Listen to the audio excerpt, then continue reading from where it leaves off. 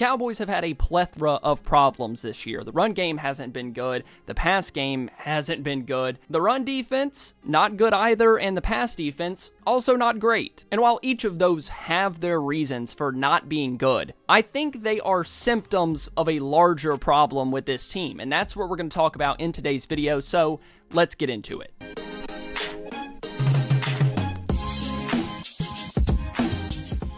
Along the offensive line going into the season, we knew that the Cowboys would probably be playing two rookies on the offensive line. They let Tyron Smith walk in free agency, who hasn't been himself this year, and that does seem like a pretty good move. They really didn't have a plan outside of drafting a rookie tackle that hasn't been playing tackle very long. They also let Tyler BETUS walk, which I thought was a good decision as well. I wouldn't have gave him as much money as Washington did, but still, they didn't really have a solid plan other than finding Cooper Beebe in the third round. And while Tyler Guyton isn't as bad as people make him out to be, he is still the raw and unpolished tackle prospect that we saw on film at Oklahoma. All of those issues haven't just completely gone away, but let's give him some grace here. The dude has been playing tackle for like 3 or 4 years now. And in his first NFL season, he has to start and face guys like Myles Garrett, Kayvon Thibodeau, TJ Watt, Nick Herbig. I mean,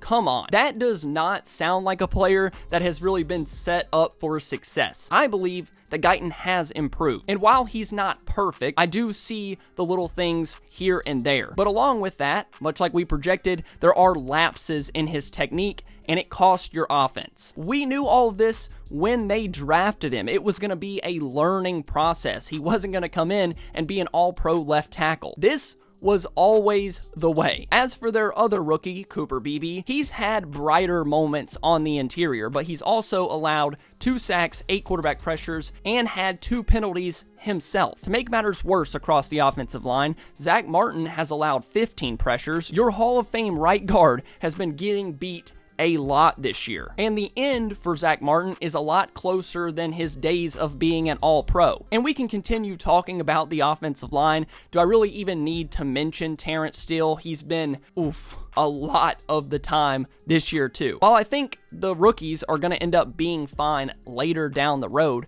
betting on them in 2024 when you're trying to be a playoff team is hard to do. And I say try to be a playoff team, speaking as a fan, speaking as someone that has watched this team win 36 games. But in 2024, that seems kind of far-fetched at the moment. Dallas can't go in there and dominate the line of scrimmage like we saw them do in years past. We've been spoiled with a top half of the league offensive line, 3 out of 5 linemen consistently being all pros. And not having that dominant offensive line is causing the passing game, the running game to have issues. Those are symptoms of the trenches. And I'm not arguing that Rico Dowdle, Ezekiel Elliott, and Hunter Lipke would be a top 10 unit, but they're certainly not getting any help from the offensive line. And in turn, it's making that group look even worse. The passing game also has their issues as well, but how bad it's been is very much a symptom of not playing well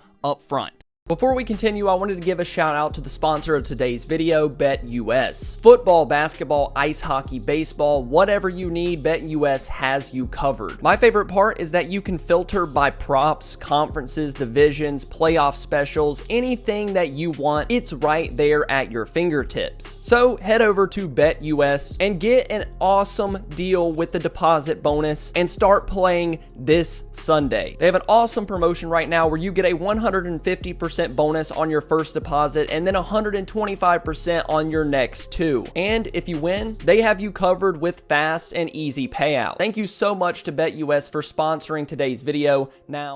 And so we move on to the defensive line, where there are a lot of the same issues. I know the D-line is completely shredded with injuries like Micah Parsons, DeMarcus Lawrence, Marshawn Kneeland, Sam Williams. All of those guys being hurt certainly takes a toll on a defensive line. At one point in the Lions game, not one of the Cowboys linemen on defense was on the team at the beginning of August. That's how hurt they were. But even before that, before all of the injuries, Dallas had those guys in the game and were still being dominated up front, particularly on the ground. They haven't been able to stop the run. They've given up way too many big plays, way too many yards, and they're consistently pushed off the ball at an insane rate. Teams were picking up 5, 6, 7 yards per carry, no problem. And this has been a consistent issue, especially on the defensive side of the ball. There were times in 2021, 2022, and 2023 where the defensive line faulted against the run. But there were also times to where they had good games against the run, and we're not seeing that this year at all. Now, I like to use this game because it compares so well to what we saw against the Lions. I'm sure you guys remember the Minnesota Vikings game in 2022. What happened in that game is exactly what happened to Dallas in reverse on Sunday. The Cowboys defense and offense dominated the line of scrimmage, and it forced Minnesota into a game plan where they had to pass the ball, and the Dallas defensive line was able to pin their ears back and rush Kirk Cousins. If you remember correctly, the final score to that game was 40-3. Sound familiar? The defensive line has consistently been an issue in Dallas, but when you're getting dominated on both sides of the ball up front, it starts to rear its head. At the end of the day, football really is as simple as win in the trenches. That at least gives you a chance, being able to dominate the line of scrimmage. And right now, Dallas is getting dominated on the line of scrimmage every single week. They don't control anything